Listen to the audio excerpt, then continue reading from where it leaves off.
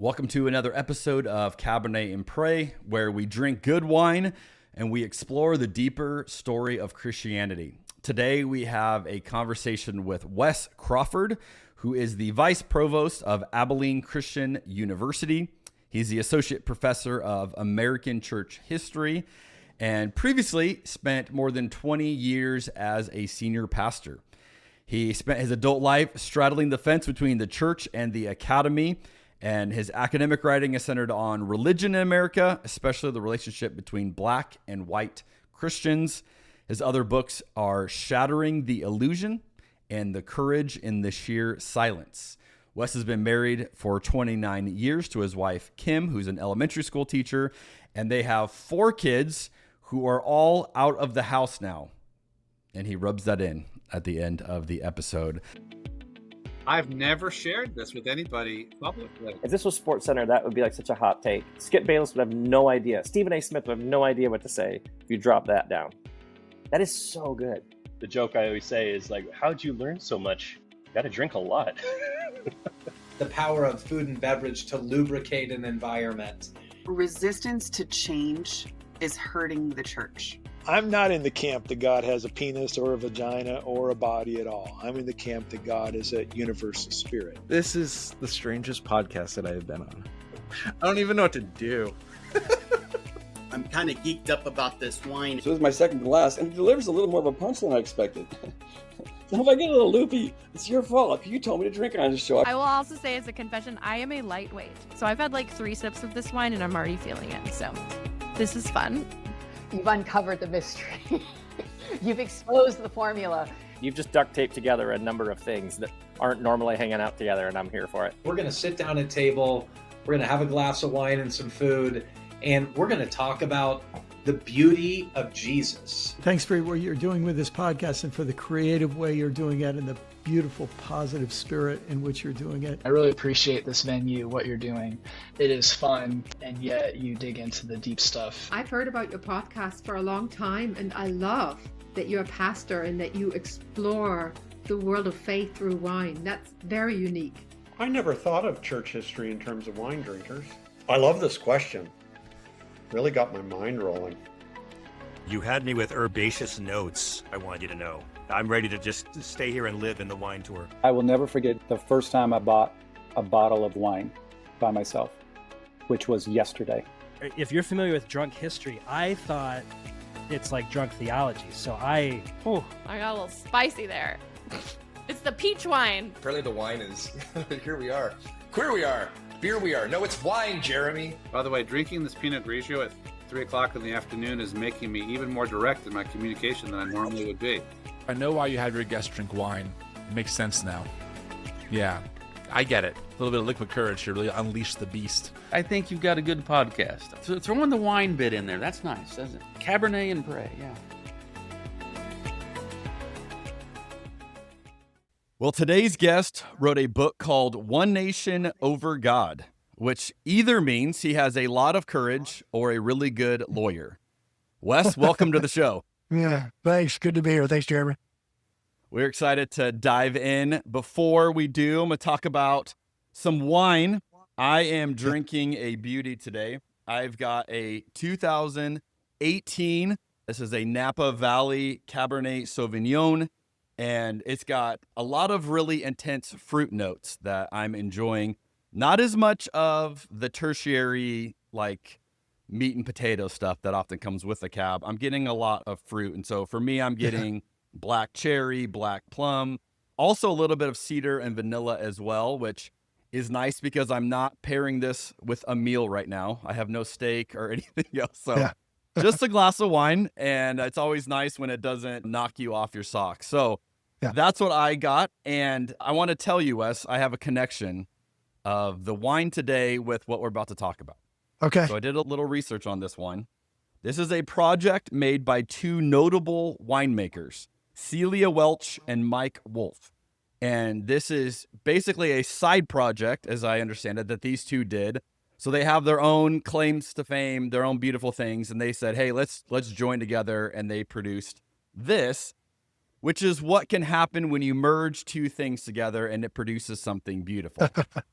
Today we're going to Perfect. talk about merging two things together, and it doesn't produce something beautiful. Right. When you have church and you have state and you have our ideas of what is religion and how does it get wrapped up into that and what does it mean to be a patriotic citizen. So here's my setup for us today. My wine is the result of a good pairing, and your book is going to help us navigate a bad pairing. How's that? Fantastic. Great segue. That's great. All right, Wes, what do you got? Yeah. So I was telling you, I'm not drinking it today, but I'll tell you the wine I brought, Kim Crawford, is only because this is my wife's name. It's funny, for years, people, anniversaries, just dinner parties, people will show up with this wine in their hands in our house because that's my wife's name, Kim Crawford. So first question, do you own this company, Kim Crawford? And I said, well, if I did, I wouldn't be working where I am now. Yeah. We would be doing a little bit better off. But anyway, that's what I have with me. But I'm here at work today, so I have it next to me, but it's not in a glass. Well, in honor of Cabernet and Prey, it's accompanying you. It's Kim Crawford in the is vicinity. It's a great wine. You can get it at a lot of restaurants, and it pairs well with a lot of food. So shout out to your wife. Yeah, if you ever need some, we have several bottles in our house, just all over the place, because we could open a store. Nice, very cool. Okay, I want to begin a question that I love to ask each of our guests, and this gives our listeners a little bit of a backstory on you, a chance to kind of understand before we dive into your book. Who are we talking to? Who are we listening to? So here's the question I love. If you look at your faith journey, and let's narrow it down to the last 10 years, how has your faith changed in the last 10 years? Because I like to show people that, we don't have these beliefs and then we lock them in, but we're a work in progress. We're following in a trajectory. So what does the last 10 years look like for you? Well, it's been an interesting last 10 years because for most of my adult life, I was in full-time ministry. I was a pastor at a church. Right after I finished seminary, jumped right into the congregation and did that for 20 years. In the last 10 years or so, a little bit less, I've been working at a university. And so publicly, in terms of faith formation, it's shifted a little bit. Those of you that experienced living life as a full-time minister know that oftentimes that consumes you. And many times we allow that incorrectly to substitute as our faith formation. That becomes our spiritual formation. But over the last several years, transitioning out of that into a teaching role at a university, that's changed things. Even in terms of our spiritual habits, it's a strange thing. I know a lot of people have gone through this their whole life, but it's new for me having to go to a town and find a church. I'd never had to do that. I moved to a place and I'm the pastor of the church, and things just kind of fall into place that way. But having to go to a place with your family, with children, with your wife, and find a place to locate in a spiritual community, that was a real new experience for me. And it's my rhythms have changed. I've gone from writing a sermon every week. I did that for the better part of 20 years. Every week that was my rhythm, as getting into the text and reading and thinking about it in a way that'll communicate to the church. And that was my life. And so for that suddenly to be taken away, to transfer into something else, was an altogether different experience. And I had to change my spiritual habits. So I'm still reading the text. Obviously, I'm reading it a different way. I'm not reading it to prepare to teach a class, prepare to sermon, but it's much more personal, and that's been different for me. And it's been a real time of growth. I would recommend it to anybody. It is weird when you're the one used to doing the preaching, and then you suddenly try to figure out, where can I go and just sit and support it. And then they say stuff that you're like, oh, that's not right at all. And hard to not be the critic. Yeah. And you're like, oh boy, what do I do with that? And I tell people, because people often say like, I agree with most of the things that, you say in your sermons. And I'm like, I agree with most of the things that I say in my sermons, right? Well said. Yeah. I certainly don't agree with anyone else all the time. I don't even agree with myself all the time. And so, it is a funny journey. I imagine, has this been your experience though?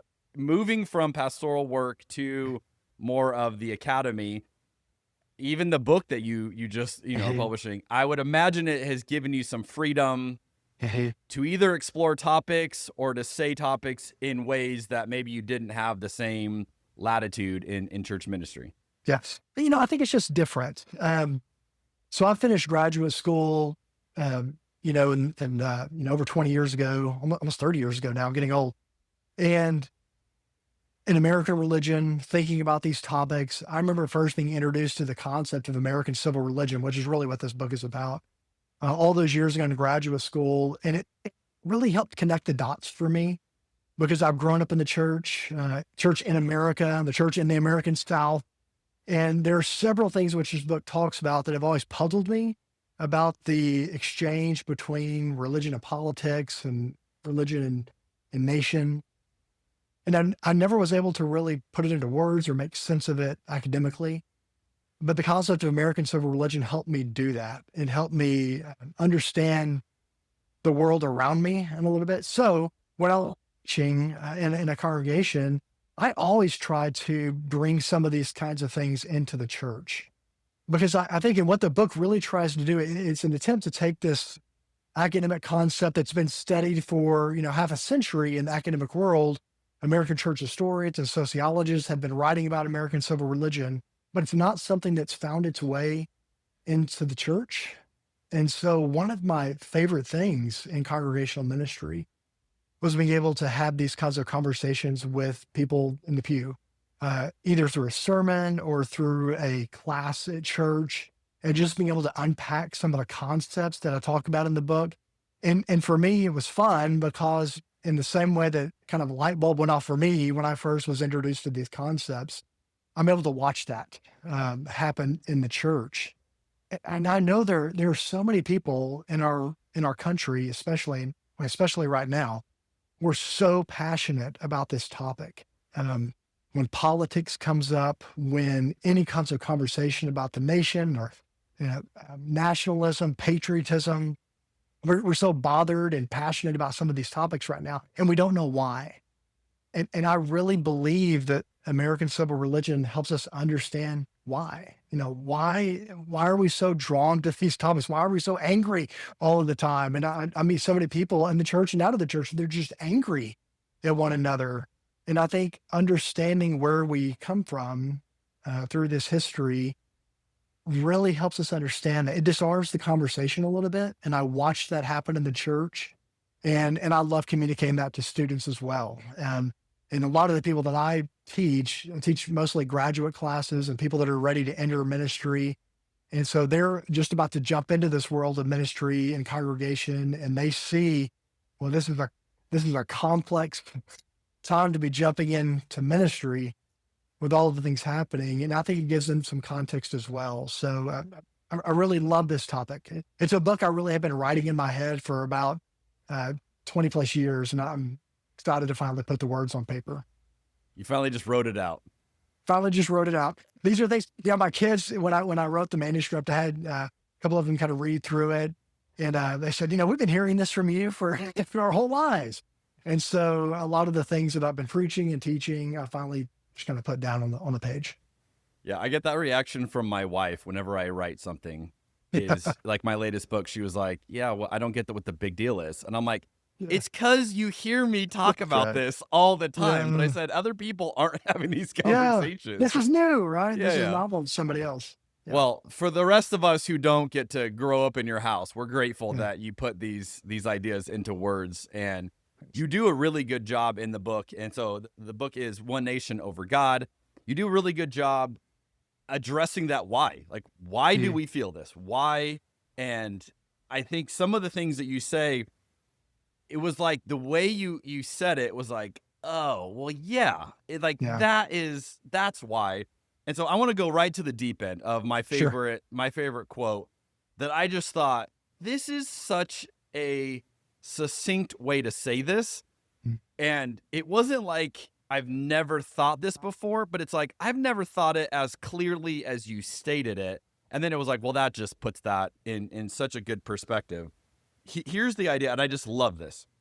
You say the United States was the first major experiment in building a nation without a shared religion.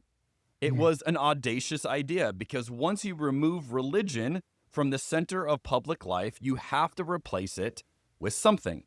You can't just leave the altar empty. So we made America sacred. Over time, something strange yet almost inevitable happened. We gave America itself a sacred status, and the country became the new religion. And again, it was one of those, when I read it, I was like, yeah, that's what it is. Like that, you're naming what we all feel is there is almost this other religion, and the religion is the country itself. And we don't often talk about it the way you are saying it here, but this is one of those, I was like, you are naming it. And I can imagine some people would, be very defensive of this idea of this is not a religion at all. And yet I think you're spot on. Elaborate on that. What does it mean that we didn't have a religion, so we created one as a nation? And how does that make us unique compared to what you've seen in the world? Yeah.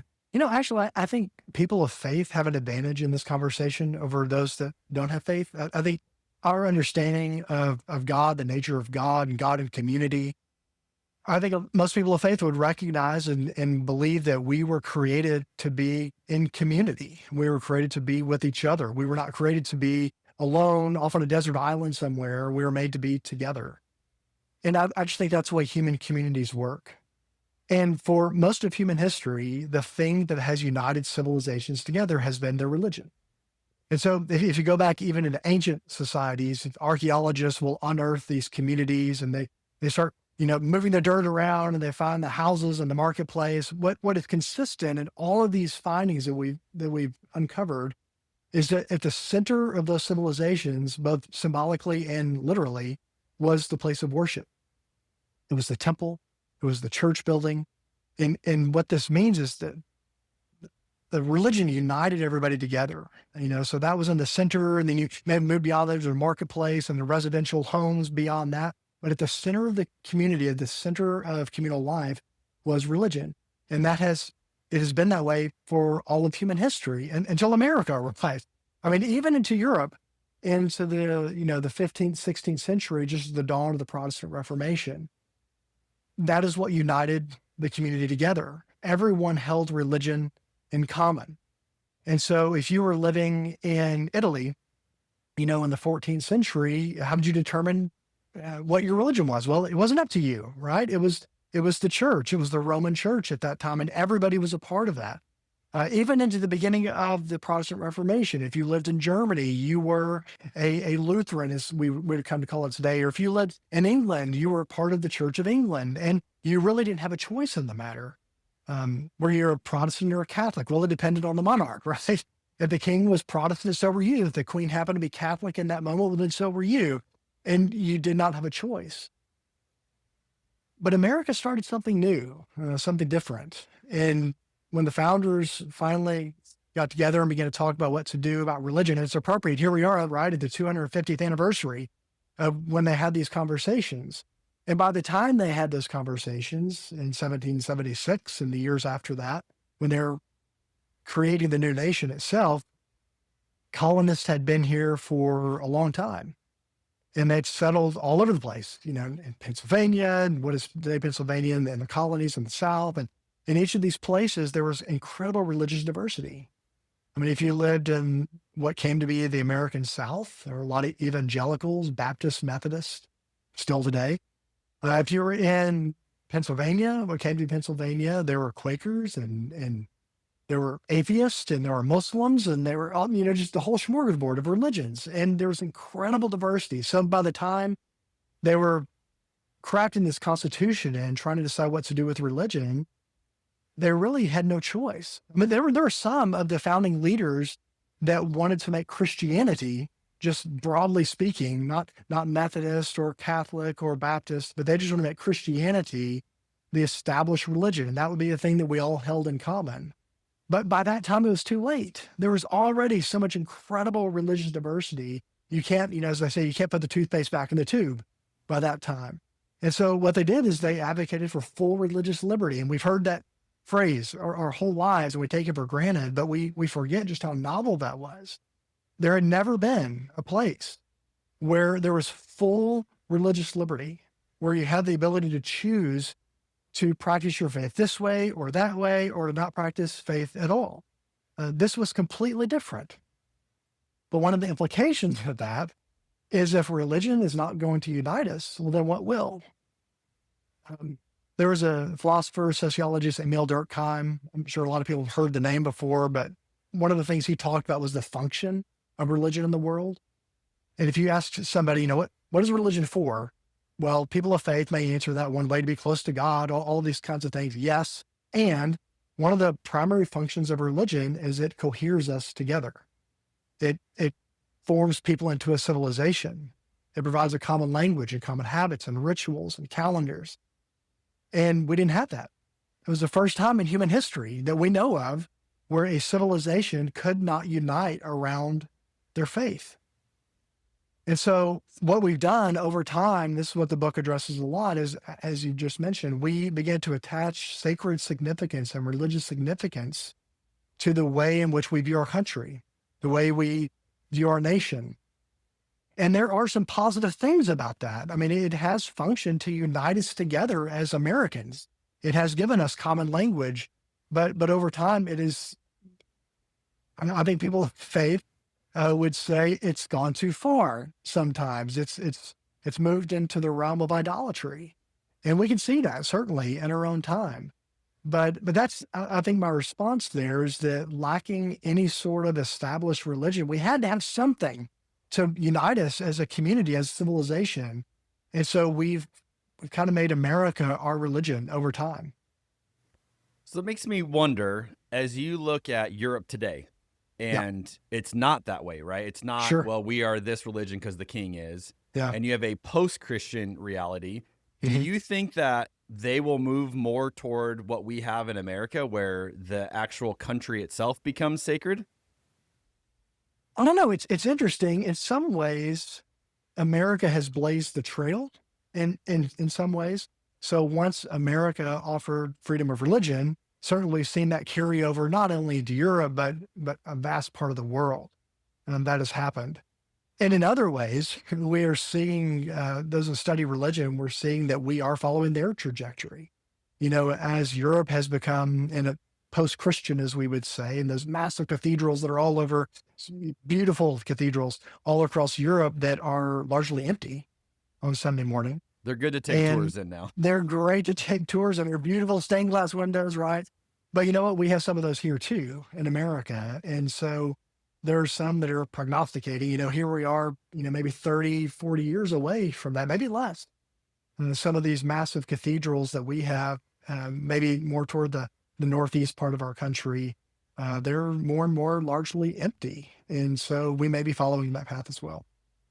It does make me wonder, as I was, considering the implications of the book, if there's just that gap that we have to find something, how many other things can fill it, right? So if it's not going to be a religion, if it's not going to be the country, like what other options do we have? Because it does seem like we need something to rally us together. Yeah. And we've done this in all sorts of ways. So the book talks about American civil religion, but there's a subcategory that's been studied for a long time, is Southern civil religion. And so as somebody who lives in Texas and has spent most of my life in the American South, I've seen this play out as well.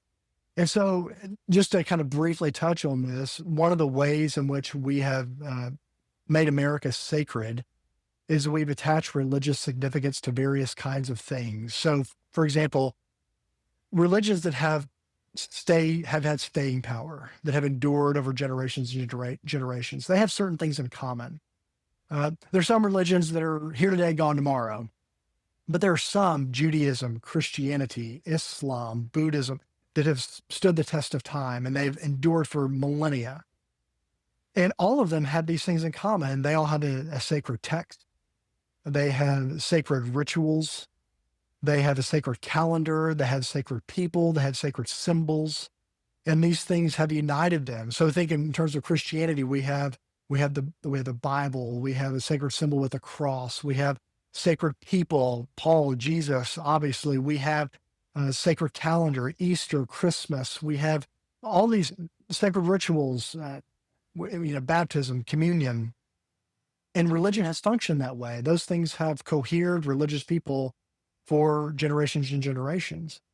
So we've attached the same things to America. So we have a sacred book in America, in the Constitution. And people say, well, it's not sacred. It's important. It's not sacred. I would beg to differ. There are. It's not being treated sacred at the moment, but yes. That's right. Sorry. Yeah. But it's still, right? We have congressmen and women in the Capitol that are exegeting this text every day and parsing it, pulling it apart. We're in the midst here in the summer where all the Supreme Court decisions come down. And they're analyzing, trying to base this on this interpretation or that interpretation of the Constitution. It's sacred in that sense. We have sacred rituals. I think of, the firestorm just a few years ago when Colin Kaepernick decided to kneel during the national anthem. And he said, well, that's not a sacred moment. I disagree. Think of the passion and the anger that some people had at that act. There were people boycotting the NFL. I mean, if you boycott the NFL in America, that's big stuff. Yeah. So, we have rituals, we have symbols, we have calendar, all of those kinds of things we've made sacred, but we've done it in other places too. So in the American South, we've done that for even the Confederacy. There's a whole school of literature on the religion of the lost cause and the way we have, in a sense, kind of deified people like Brady Lee, Stonewall Jackson. And we've, in the Deep South, they're still celebrating the Confederate holidays, the birthdays of Robert Lee. And it's amazing. I grew up in Southern Louisiana for a lot of my growing up years around New Orleans. We got off school for everything, which is great as a kid. But as I've gotten older, I realized, what were we doing? We're still celebrating these things from the Confederacy. We don't have to go into all the things about the Confederate flag and all the symbolism that's involved there. But in addition to this American civil religion, Southerners have found a way to make sacred these Southern symbols and rituals and people. And I think we've maybe have done that throughout human history. We need something to unite us together. And I think we're in the middle of a transitional moment right now.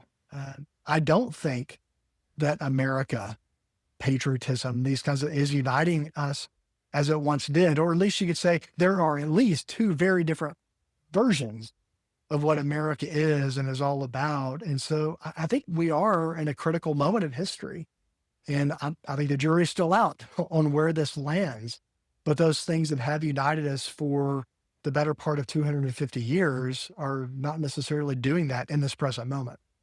Yeah, that's a great point. And as I was reflecting on this idea, you navigate the line really well throughout the book of, hey, I'm not saying this, but I am, you kind of just you kind of weave back and forth. I could see people on both ends of the spectrum going, well, okay, kind of getting ramped up, and then you bring them back down. Like, all right.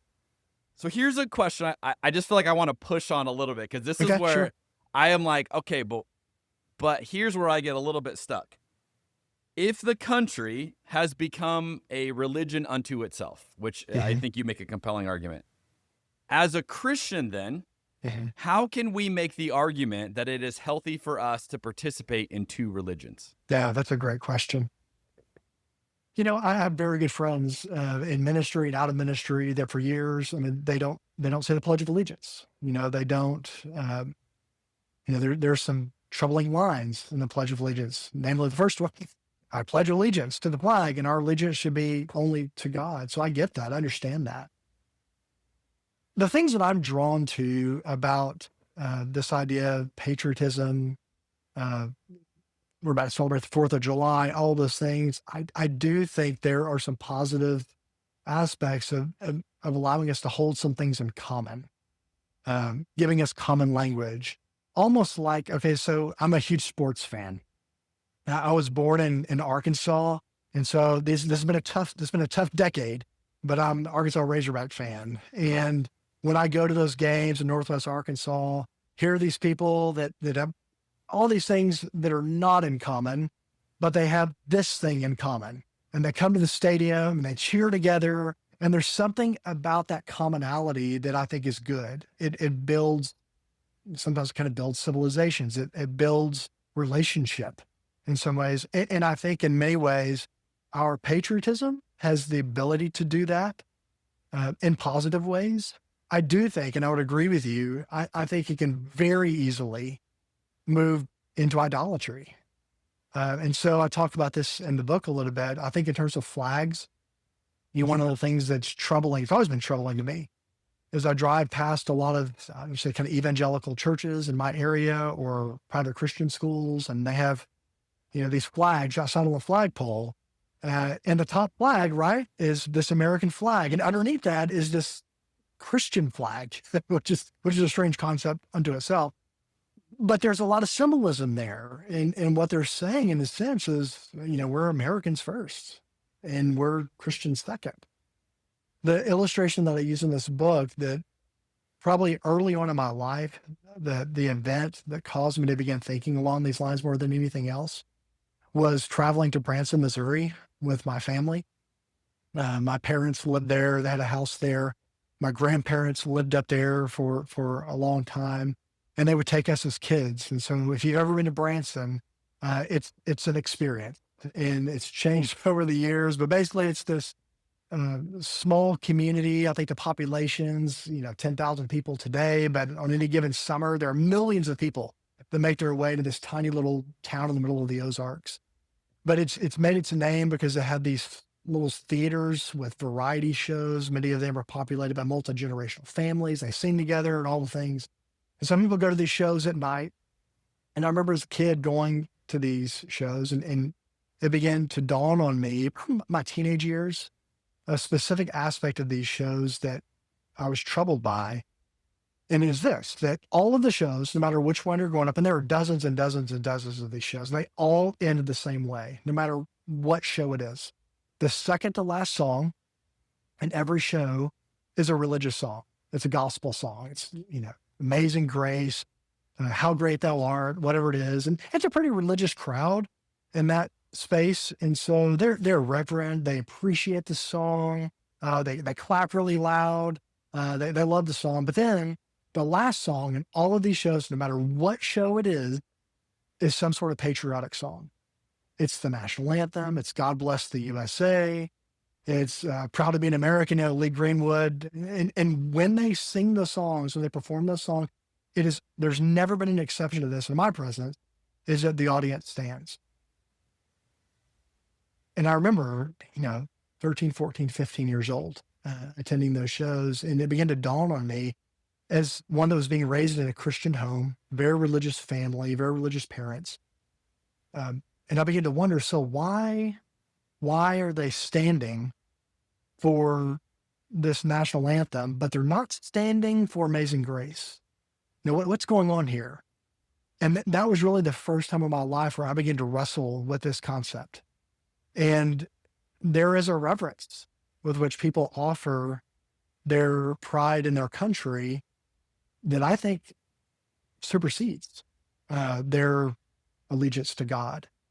And I think that's a fine line. And I think we're living in a time where it's very evident that many people have crossed it.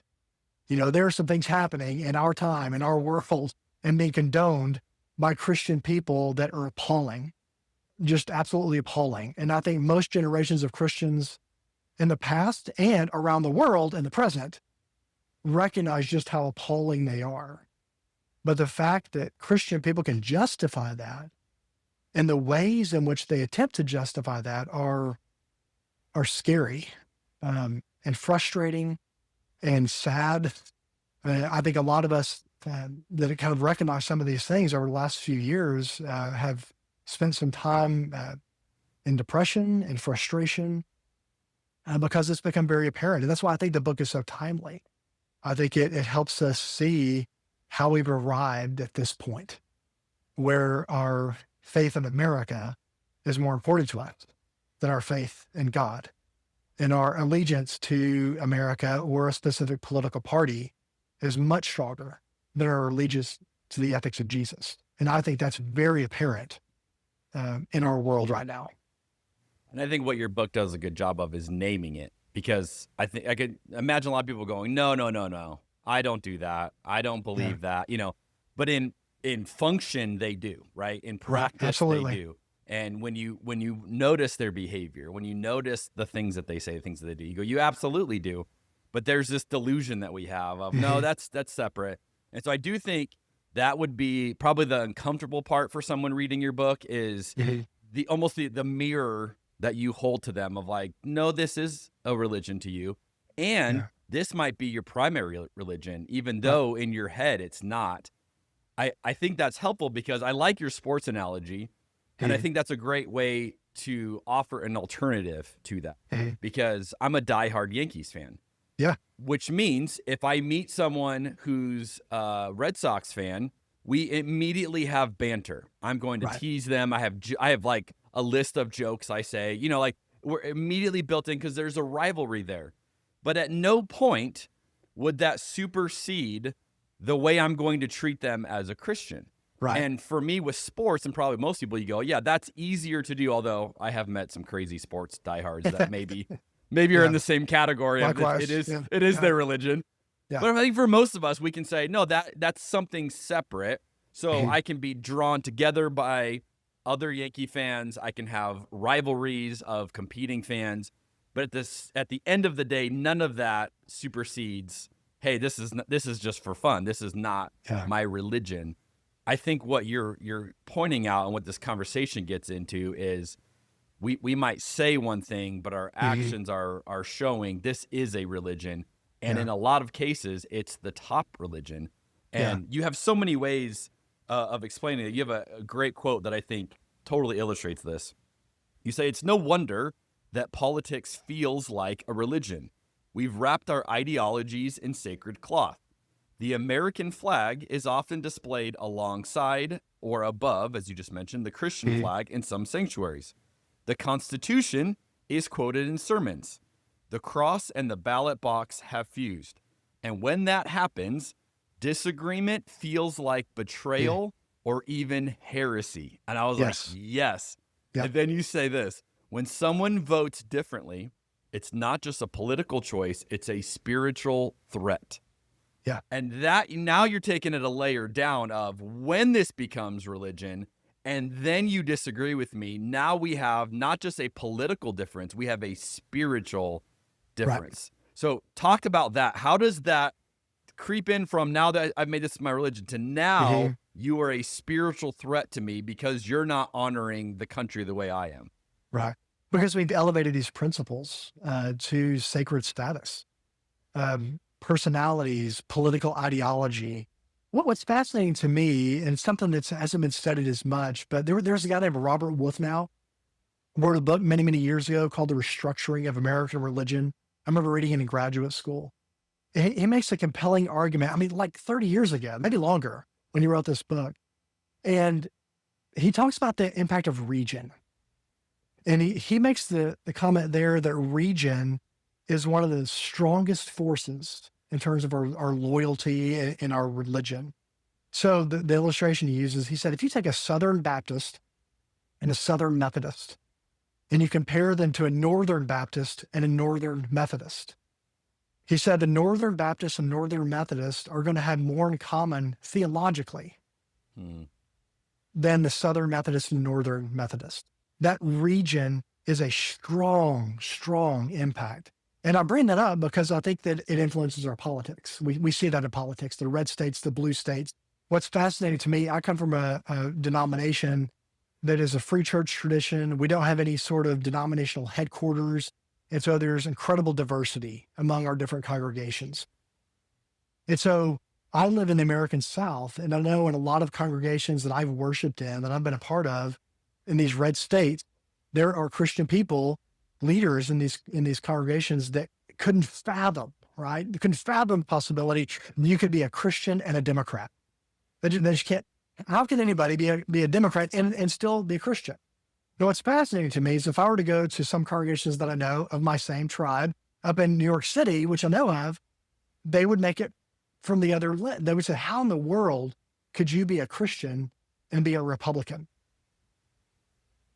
And I think it's because we've attached sacred significance to these principles, be it abortion or immigration or gun control. We've read it through a specific lens, and we've been surrounded by people that we've gone to church with, that we've voted with, all of those kinds of things that have reinforced that ideology to us.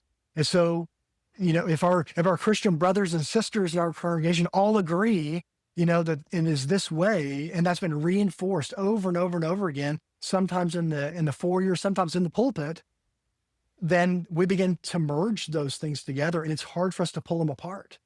It's hard for us to know where our faith ends and where our nationalism begins.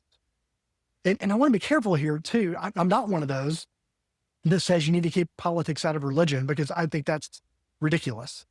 I think everything is religious. I think if we believe that God is sovereign, well, then God has something to say about all of these things. You can't just let the politicians have the final word in these things, but we can quit reading them and talking about them through a political lens and start looking at them theologically. Because I do think God has something to say about immigration. I do think God has something to say about poverty and homelessness and life. All of those kinds of things, I think we need to read through that lens and quit allowing politicians to define those conversations for us. But I think when we do, that's when it gets dangerous. And I think that's what we've done. That's what we've done for a long time in America, is we've tried to take these congregations out of the church and set them aside. And I think that's, you get into really dangerous territory. A lot of my research beyond American civil religion has centered on race in America. I've done a lot of reading and writing and teaching on the American civil rights movement. And what's fascinating to me looking at that era is one of the things that set Martin Luther King Jr. apart from his peers. I mean, there were other very dynamic speakers. There were other people that were, protesting against segregation. But what he did is that he began to frame segregation as a moral issue. He and the teachers that he had. And so it's not just a political issue. It's not just a social issue. It's a moral issue. And so if segregation is sin, well, then you have to deal with it. You can't adopt a gradualistic, posture. You have to deal with it now. It's the same way if we call somebody an adultery, we wouldn't say, well, when you get around to it, when time is right, you should probably go back to your spouse and go back to your family. No. I mean, if this is sin, if this is against God's will, then we want to address it immediately. And I think the same is true with all the things that we're dealing with. And I think these are nearer to the heart of God, some of these. And it pains me, it saddens me that a lot of Christians, at least where I live, are allowing politicians to define these conversations when this is the business of God, I think. Well, a great example to me as I'm listening to you talk is if a church attempts to have a conversation about ICE and what ICE agents are doing. Yeah, sure. And I remember, a month or two ago when this was all the news and we're watching what's happening in Minnesota. And, I remember watching Alex Preddy be murdered on a Saturday, and I'm finalizing my sermon for Sunday. Yeah, that's tough. I just have this heaviness of what on earth would you say and not address what we're all collectively watching. And so I did, I just said, hey, we're going to talk about this. We're going to talk about what we're doing as a country and what we're normalizing. And it was the reaction that you just said of, how dare you bring politics into the church? Yeah. And I wanted to say the exact opposite. How dare you remove theology from politics? Absolutely. Right. Like, how dare you say that our government has the right to end someone's life and we're not going to talk about the value system behind that? Like, to say that these people get to be here and these people don't, and these people get to be treated this way and these people, and you're going to tell me theology is not involved? And so that's where, to me, it's like, it is this other reaction of, whoa, you're not allowed to do that in the church. And what you're absolutely right. We have let politicians run the theology of our country. And you're starting to see this wild theology emerge behind this current administration, because so many in the church have wiped their hands clean of it and said, we don't get to speak into that. Right. What's fascinating to me, just as a historian, is, we hear the phrase history repeats itself. And you see that so clearly with this issue, because those same criticisms that were levied at those that were brave enough to speak out during the 1950s and 60s and the civil rights movement are the same things that are being said now. You can't bring politics in the church. It's a social issue. That's socialism, that's communism. Nothing's new under the sun. It's the same tactic that we've used generation after generation after generation. And it's just so troubling. You know, again, for most of my life, I studied some of this with the civil rights movement, and I almost kind of reached a point with, oh, okay, you know, we're past that. I can't believe what they were doing back in the 1940s and 50s. If My only goodness. it were that true. Yeah, and here we are. You know, it's the same rhetoric that's come up again. It's mind-boggling to see here we are again, saying the same things, offering the same excuses. And it's just, again, I think the overwhelming emotion I have is just sadness for the church right now. I agree. So I'm gonna bring us back up a little bit. I have a couple questions to move toward hope. To move us to so this is not a downer of an episode. People are like, I need another bottle. This thing's heavy. Yeah. Okay. In chapter 5, you profile 10 Americans who you say love the country while also refusing to worship it. And I love that you give practical examples to ignite our imagination. I'm curious for you, is there one of the 10 that just stands out to you, has a more personal effect that you find yourself thinking about this person a lot? Yeah. You know, I've been drawn to all of those stories over the years. As I said, I've been writing this book for a long time in my head and in the classroom. But maybe it's just because of the conversation you and I just had about politics. I have so often in recent years thought about the exchange that John McCain had when he was running for president. He was in a town hall meeting, and there was a woman in the crowd who went after Barack Obama. And she said, you know, I don't trust him. You know, he's an Arab or something else. And she just was kind of going on a rant, as we hear in our own time. And I was so drawn to the way that John McCain responded to her. If you remember, a lot of people have seen the video. He, you know, grabs the microphone back and he says, "No, ma'am." He said, he shakes his head a lot. Yeah, no, he says, absolutely. He said, I know Barack Obama, and he's a good man. We happen to disagree about some fundamental things with policy, and I can't remember his exact language there. But that was so powerful to me. And it's even more powerful now to see this politician on the national stage disagree with someone in a healthy way, because we just don't see that right now. But so here's someone that was able to critique what was happening.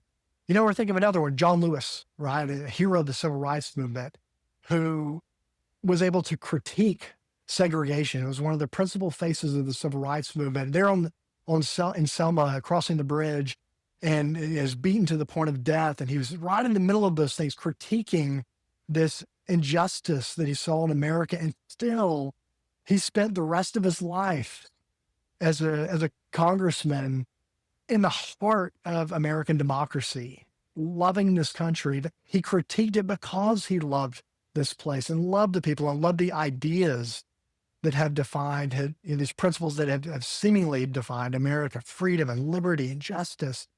And there have been a lot of people that have written on this in recent years, even drawing on this, the speech of Abraham Lincoln of our better angels, and there's something good about those principles. And I think there are people like John McCain, or I even mentioned Bruce Springsteen, in some of his songs and some of his activism in recent years, these people that loved America, but they spent a lot of their life critiquing it. And I think we have to become comfortable with that. Just because you're critiquing an idea does not mean that, you deserve to be deported, or kicked out of the country or silenced. Because our history, some of the better parts of our history have come when our leaders they've been willing to say things that were hard to say. Well, and I think the beauty of a good critique is when an insider does it. Absolutely. When someone says, I am one, right? Mm-hmm. I am an American. I am a citizen of the United States. And let me tell you what I think we're getting wrong, right? Where you're speaking on behalf of the whole. And this is what I encourage people a lot. A lot of my pastor friends and other Christians don't like when I critique the church. But I have to remind them, I'm critiquing as one, right? Like, I'm not critiquing from the outside. I'm critiquing from within, saying we've got to do better. And we have to own our shortcomings and our failures. And we have to look, soberly at this. And it's the same with our country. And you're absolutely right.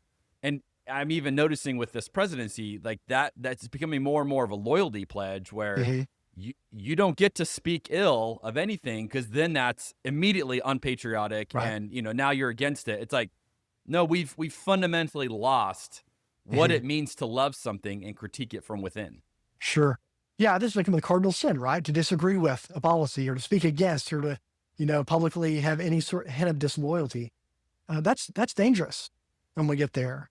I saw another interview just a couple of weeks ago, was reminded, I think it was Barack Obama, where it's either Barack Obama or maybe George W. Bush, where he was doing an interview with somebody from the media, and they prefaced the conversation by saying, "Hey, I'm going to ask you some hard questions." And his response was, "Well, I hope so. That's your job, and the media's job is to ask us hard questions and to hold us accountable." And we have a long history in our country of allowing that to happen in a healthy way. And I think that sharpens us. And I think that's missing. And I'm glad you said that about the church. I feel the same way. I mean, the church has nurtured me in the faith. I would not be where I am if not for the church. I've found God in the church, and so many of my closest friends have been in the church, and it shaped me in profound ways. But when the church is heading in the wrong direction, because we love the church so much, we cannot sit on the sidelines and just let that happen. I don't think that would please God in the slightest. I think those of us that love the church need to be critical when we need to be critical, because that church is so important. And I mean, we could do a whole episode just on this one concept, because I'm so passionate about it, because I feel like if you are a white person, you should be critical of white people on behalf of others. Yes. If you are straight, you should be critical of straight people on behalf of others. If you, I mean, go down all the privileges that I have and go, I should be critical of my tribe, my group that shares that with me for the benefit of everybody, right? And if not us, as a male, I should be critical of other men for the benefit of women. Like, if not us, like, then what are we waiting for? Waiting for some outsider, some other person that we think we're going to receive that well, right? Like, you're not one of us, but we'll listen to you. Like, that's an absurd reality. We're just abdicating the voice completely. And so I just love this idea of, I love just your notion of, this is what it means to do it well, is you can love it, but you're critical of it. So I want to ask you a question that you ask in the book, and it's a phenomenal question. And so we're going to get your answer to it. You say this: what does it mean to love America as a Christian? Yeah. So Wes, what do you think it means? Yeah. I would think in its most healthy way, I would say I love that, here toward the end of this week, that I'll be able to join with my neighbors who I hold this thing in common with, and we can celebrate the fact that we are a part of this place, and we enjoy the freedoms that we enjoy, and all of those things. I think that they're healthy about that, and having that common language and that common history and that common, those common rituals, all those things I think are important. I think binding us together as a civilization, that's wonderful. But that can't supersede my identity as a follower of Christ. And I think of it this way, the World Cup is on right now.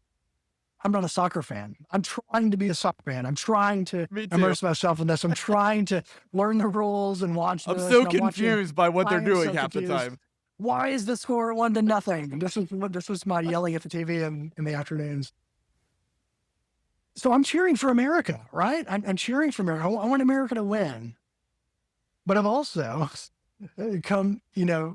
really become fond of some of these other countries and their stories, right? I was watching a match the other day of these other countries that I know nothing about, right? But I hear, this is their first time, in the tournament, and they've never made it this far, and I'm pulling for those people. And I think in some ways it's kind of like that. I mean, I'm proud to live where I live and to be born where I was born. I want to acknowledge, just as you said, that affords me certain privileges that I need to acknowledge. And because of those privileges, I need to speak up in certain times and places, because in many cases I hold a kind of power, and I need to use that for good. And more than an American, I'm a human. I'm a part of the human race. And so I should care deeply about what's happening right now in the Ukraine, right? I mean, I'm not a Ukrainian citizen. I'm not an Iranian citizen. And these things that are happening in other parts of the world, we need to care about as human people, because more than American, we're human and we're Christian people. And that needs to define, ultimately, that needs to define all of our engagements with the world and with those around us. And I think that's what things like the World Cup, yeah, they're great, aren't if they? you let it, Yeah. it reminds you. We're Yes. all, Yeah, we're the all in this Olympics. together. Yeah, yeah. And I'll tell you what, I'm so with you. I've been watching it. I don't understand it. I don't, I have very little understanding. I'm a Yeah. baseball guy, but I will say I was following early on. I think it was Cape Verde versus Spain, and the 40-year-old goalie that was shutting down this juggernaut that is the Spain's team. And I was like, how do you not love this? Like, how do you not pull for that guy? This 40-year-old goalie who's now going to be this international mega star, you know? And I was like, from a country that most of us have no idea where this is. Right. And, the guy's too old to be doing what he's doing, and he's shutting down Spain. Like, I just thought, so cool. But that's our humanity we're celebrating. That's not the country I'm a part of or the jersey that I wear. It's something bigger than that. And I think the Olympics, the World Cup, these are invitations, if we let them, to be reminders of we are all in this together. Like, we can cheer, but like ultimately there are bigger stories than like, I would rather a phenomenal story than the USA won. Absolutely. You know what I mean? Like, I would rather go, wow, look at humanity. Look at these guys. Or like, let's celebrate than did my team win. And I think you can do that and root for your team. Like, I think there's space, and I think this is what your book gets to. So I think this is going to be so helpful for a lot of people if they can get through some of maybe the uncomfortable parts of what you're pointing out. But what I want to do now with the remaining time we have left, I want to ask you some questions I'd like to ask each of our guests. Okay. And we get to compare your answers to everybody else and see where you take this. So, a couple wine ones to begin. Yeah. If I were to ask you, Wes, what's the best glass of wine you've ever had in your life? Yeah. Is there a story that comes to your mind? And I'd love to know whatever details you have. Was it was it Kim Crawford? Hopefully it was with Kim Crawford. Maybe not. What do you remember? Yeah. I'll tell you, it was actually a glass of wine I didn't drink.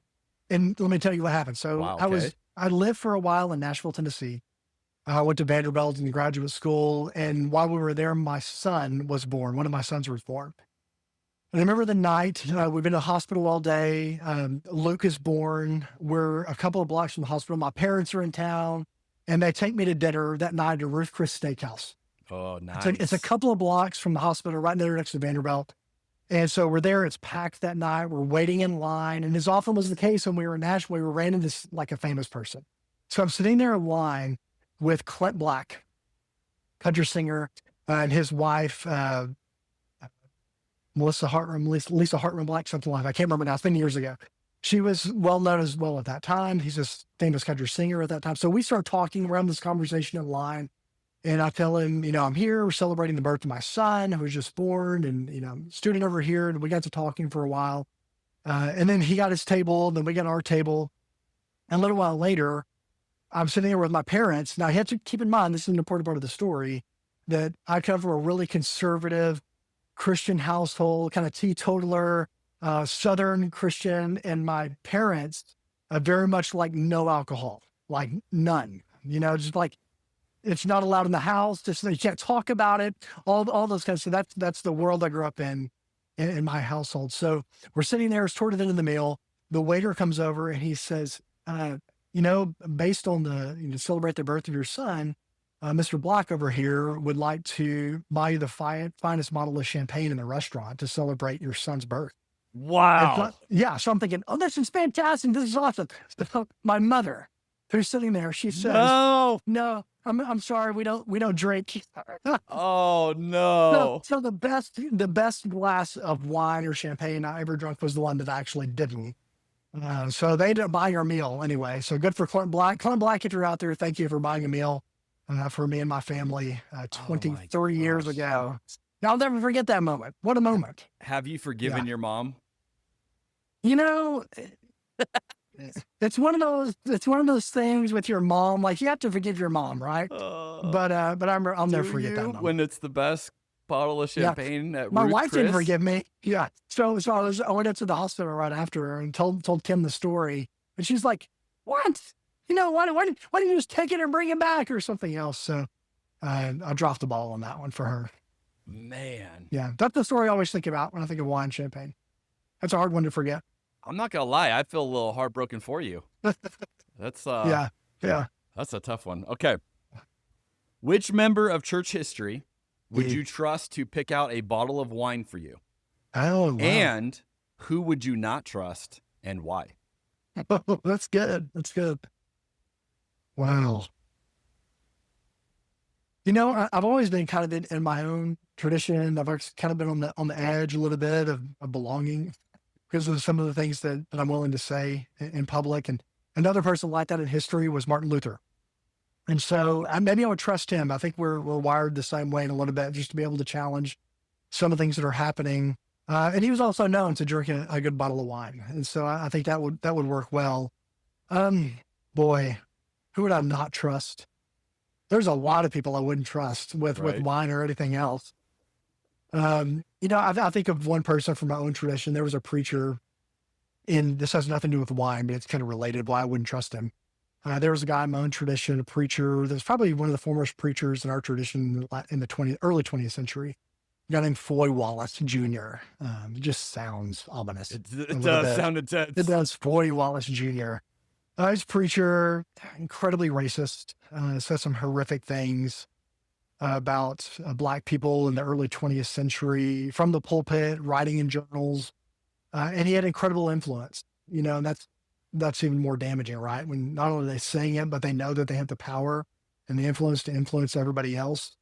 And so I think because of his ministry, kind of set our tradition on a trajectory that was very dangerous. And I think we're still recovering from some of those things, I think even now. But I wouldn't trust him to pick out a bottle of wine or anything else. That's good. Yeah, that sounds good. What's something you used to believe that it turned out later you were wrong about? Oh, wow. Okay. So this is kind of putting it out there a little bit. So I have grown up in a tradition, again, that was very patriarchal in nature. And growing up in our tradition, women did not have a voice. They weren't praying in public. They weren't preaching. They were leading in any capacity whatsoever. I remember as a kid, to kind of put this illustration, I remember as a kid, I was at a football game, high school football game, Southern Louisiana. And at that time, right before the game started, they did the Pledge of Allegiance. They had a prayer, all these kinds of things. And I remember there was a high school female student that led the prayer. And I remember as a kid, I was like 10 years old probably. And the kid listening to this, and I remember thinking as we're praying, man, she just doesn't know that she's not supposed to be doing this. Oh my, somebody's got to tell her. And I remember thinking like, you know, this holier than thou posture, but that's the way I grew up. But boy, have I changed my perception on that. I think studying scripture and my experience with others. And when I was living in a small town in East Texas, I remember leading a church through some of that transition, more toward an egalitarian structure. And man, that's painful because we're so wed to those traditions and the ways that we've been formed. An area, it's an important area that I'll just tell you, I was dead wrong. And